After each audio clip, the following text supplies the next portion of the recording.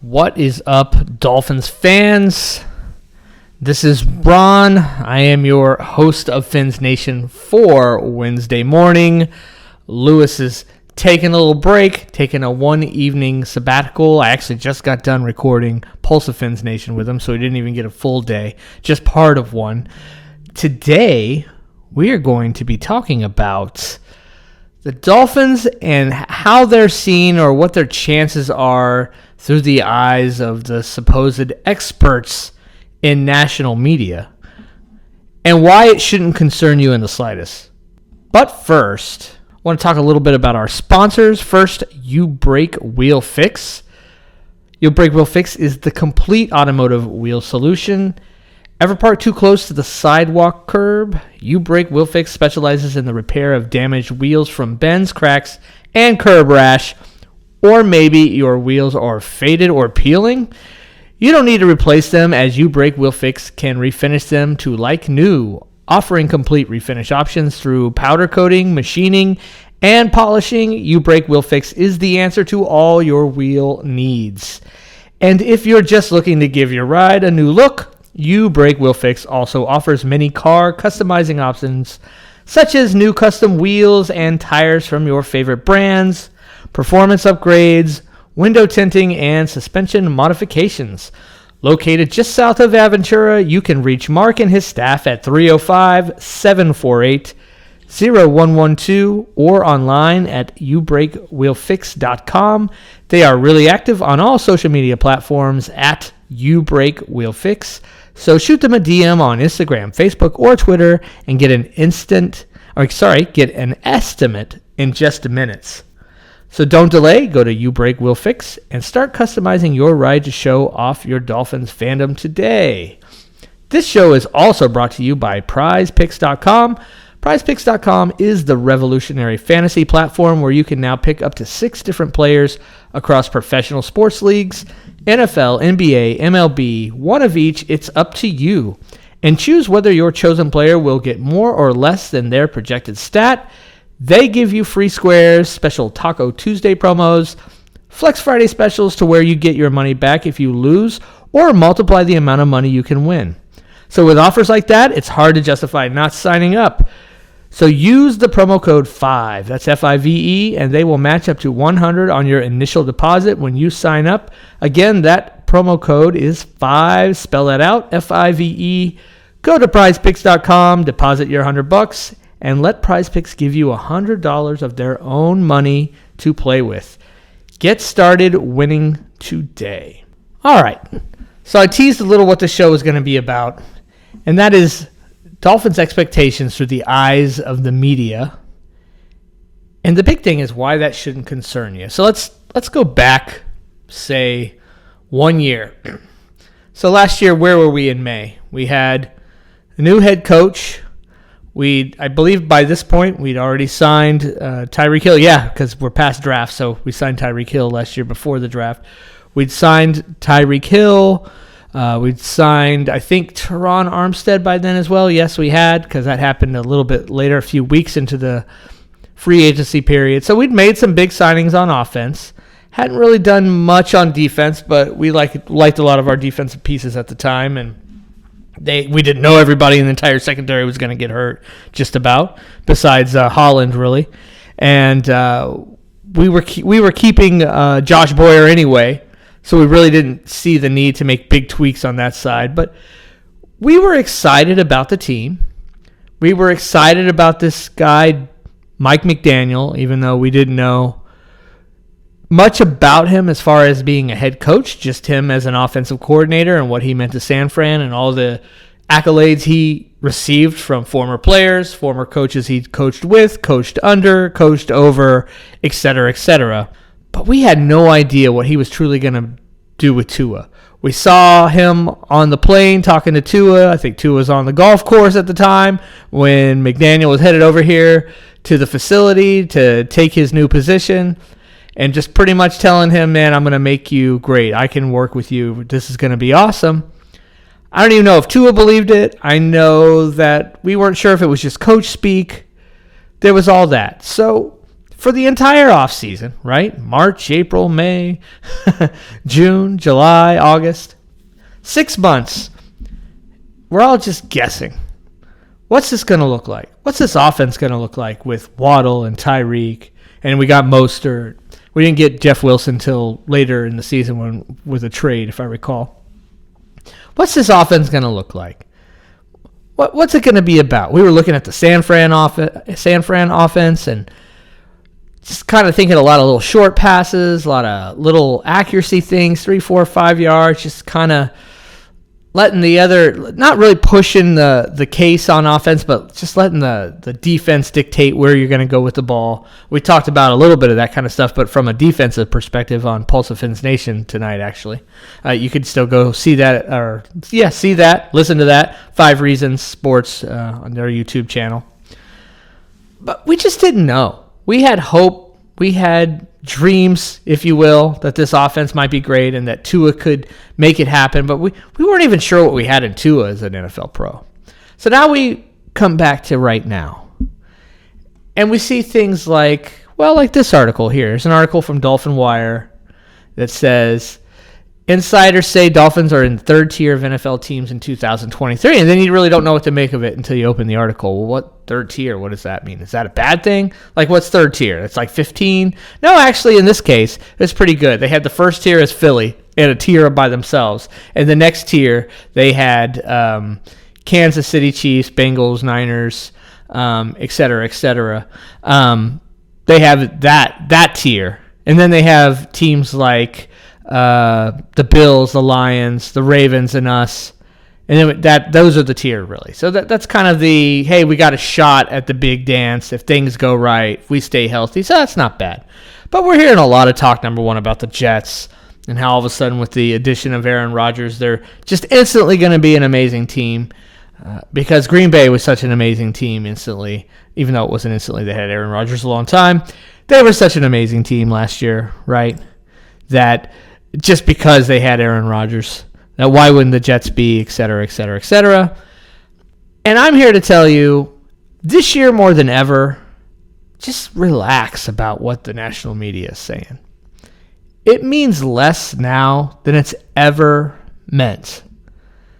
Because we really have questions, or I should say answers to a lot of our questions. It's Tua finally gets to be in a second year of an offense, and then a second year of an offense with a very competent offensive coordinator, if you will, McDaniel. And, they still have Frank Smith there, obviously, as well. The pseudo or official offensive coordinator, whatever you'd like to call it. We know Tua can do it now. We know what this offense is about. We only have a few pieces that we're going to have to work in, right? We got a new tight end. I think Schaubert, is that how you say his name? And he's not even really a starter. Smythe is a starter, but we're going to be working him in a lot. We're going to be working Achane in, the new running back. A couple linemen we picked up, right?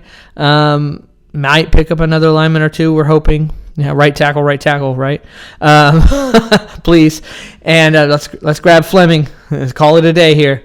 But not much. A couple new. We got Berrios, 3rd, 4th wide receiver, etc. We got Chosen Anderson, etc. So we've got some new guys to work in there.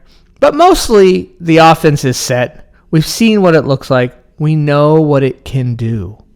Period. End of story. We know what it can do. We know what it'll look at least as good as it did last year and probably better. So no questions there in our mind, right? We just got to have Tua on the field. That's not a question. It's just it either will happen or it won't. It's not a wonder. Gee, I wonder if Tua does play, will he play good? We already know if Tua does play, he will play good. That question has been answered. So now we take it to the defensive side. More questions, right? Because we got Fangio. And we got a new scheme. Plus, we hear he's tinkering with some new coverages within that scheme that the NFL has never seen before that he's been putting together the last year or two.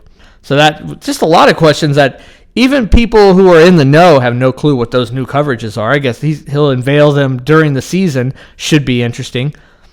But, man, we know the talent we have on this team. We have no doubt that Holland is talented. We have no doubt that X is talented when healthy. We have no doubt that Ramsey is talented and probably headed to a Hall of Fame career. We have no doubt that Bradley Chubb is talented. We have no doubt that Sealer and Wilkins are talented in the middle. Zero doubt. We have no doubt that Phillips is talented. We have no doubt that David Long is talented. We have no doubt that Malik Reed is talented, actually. And that's a very sneaky signing that the Dolphins put in there. No more Melvin Ingram, probably, because of that signing.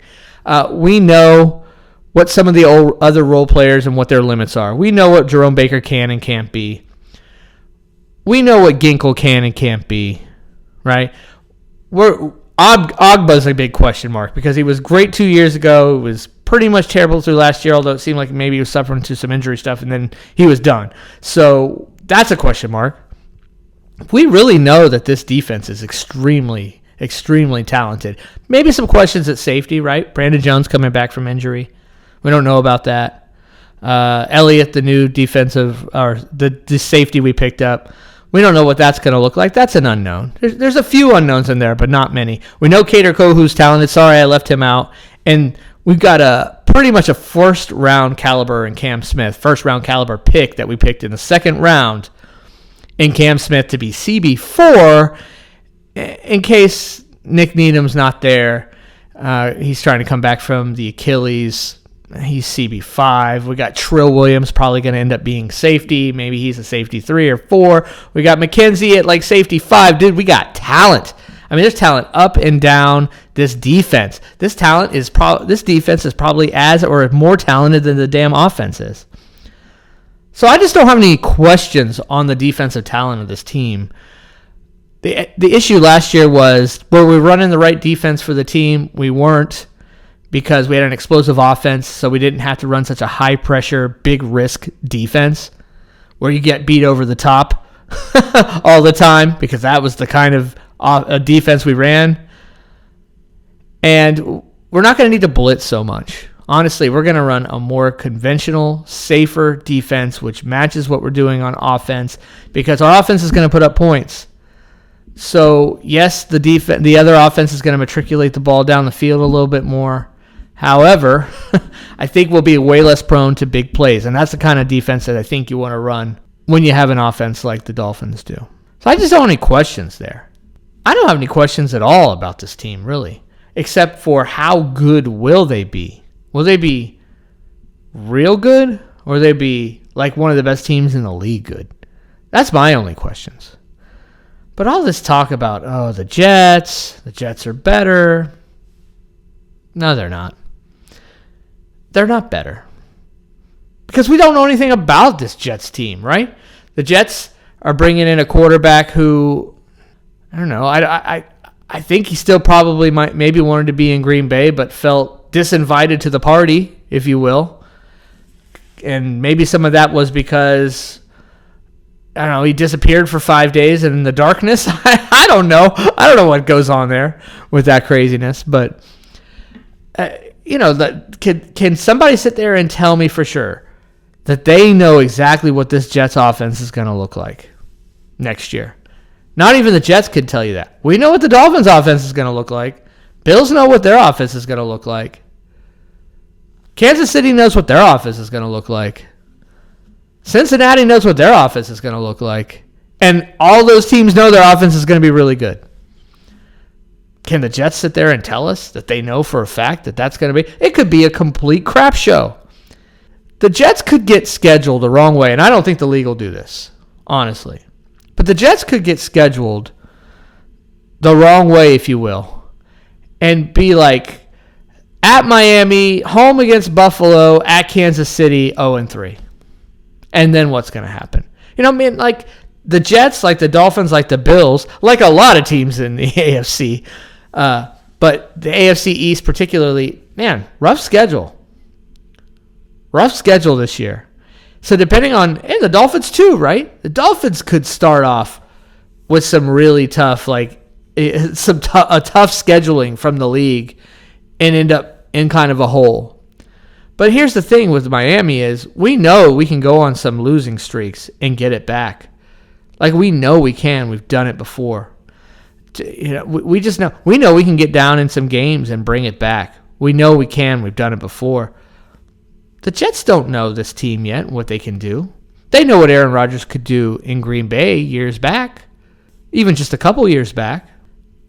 But they don't know what this whole makeup's going to be like. You don't know if the new offensive coordinator, Hackett, is going to work with Rodgers and what that is going to look like. Will there be a power struggle there? We just don't know. We don't know if he's going to even like being in New York. Supposedly, Aaron Rodgers wanted to be on the West Coast. He's more of a West Coast vibe kind of guy. You know what I mean? Not really a Northeast New York type of vibe.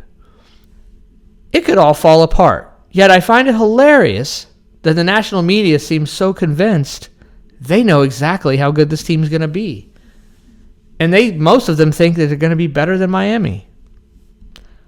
I don't believe they'll be better than Miami, but I can't tell you how good the Jets are going to be. I can certainly tell you what Miami's going to look like. Real fierce. They're going to look tough on defense, and they're going to be scary on offense. What more can you ask, right? You're in the middle of probably one of the best group of quarterbacks in one conference in the history of the NFL right now.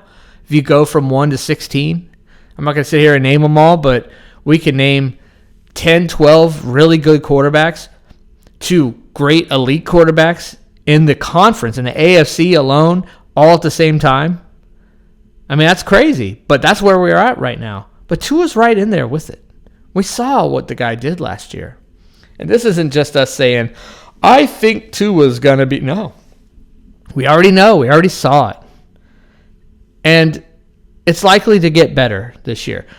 If anybody's seen the stat, and I don't know where it is, but there's a stat about, I think, how many injuries per game. Not did each game did a player get injured in, but how many games was any given player combined injured, designated, marked injured on the injury report.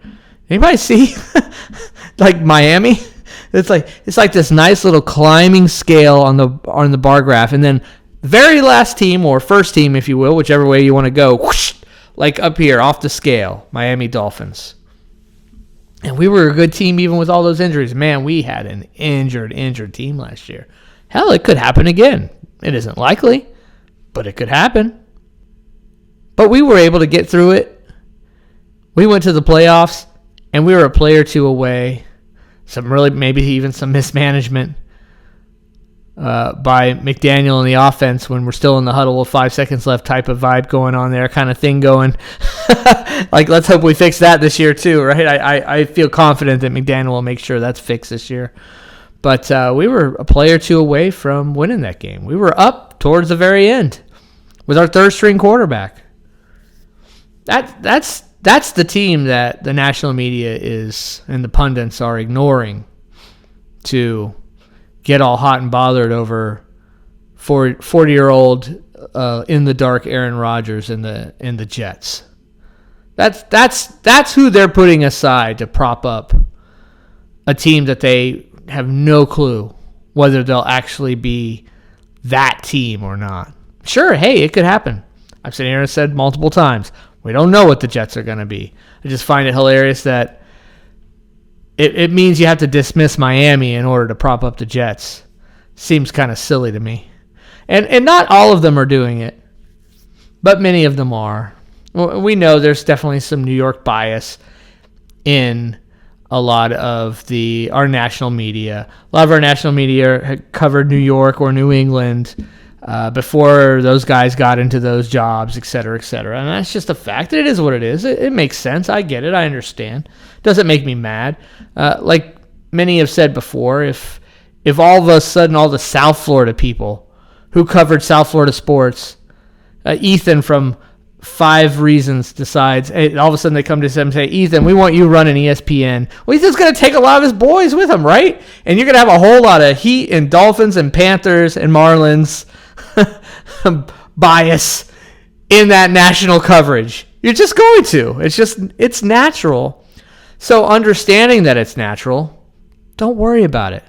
I see Dolphins fans getting mad on Twitter like this is 2019 or 20 and you got to go out and, oh, man, I got to fight for Tua. I got to protect him. You know, like the whole oh, he can't throw. He's noodle arm. He can't. Like, the guy had the most air yards, the most completions per air, and yards per attempt, and all of that. Any stat that goes to throwing the ball further down the field than the other guy, Tua led in last year. So I think we can you don't even have to fight.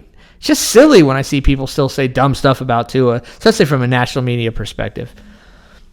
Or just dumb, ignorant things about the Dolphins, showing that they really just don't know the team. They know a couple players. They clearly didn't watch any games. And I can't expect them to know and watch every single game that was ever played. Like, some of these guys do. Some of these national media guys, they really watch film, watch every team, and they're not going to comment on a team or a player unless they've really watched a lot of that guy recent games and have a truly informed opinion. There's a few guys that'll go out there and do that, but and most of those guys, by the way, end up being pro Tua because they actually watch the games and don't just comment on what Josina Anderson says this time or whatever it might be.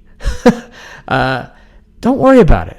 Don't sweat it. The only thing here's another thing I noticed too.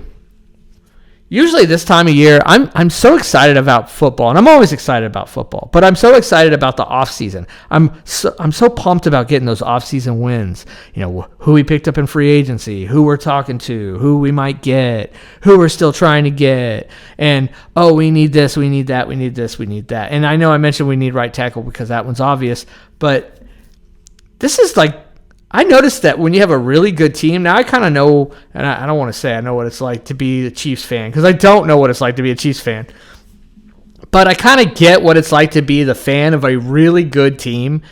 Man, like, who cares what you do March, April, May, June, July, August? Let's just get to the freaking season so I can watch my team kick ass.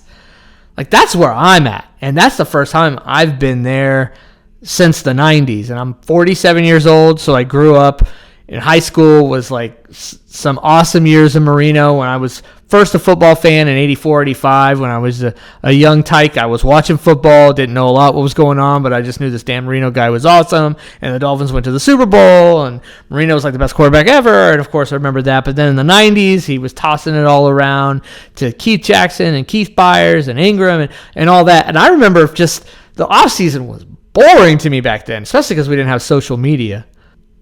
So I couldn't be plugged in every minute of every day and be on Twitter and be on OnlyFans and all that stuff, and so plugged into a Dolphins community. I had to just like go find a friend, or I see a guy in the grocery store. Hey, you like the Dolphins, man? Dan Marino, woo! I mean, that was it. That's all we had. Like, every now and then be an article on USA Today or Florida Today or something, and I'd see a Dolphins article. Yes, I want to read this article. I mean, that was it.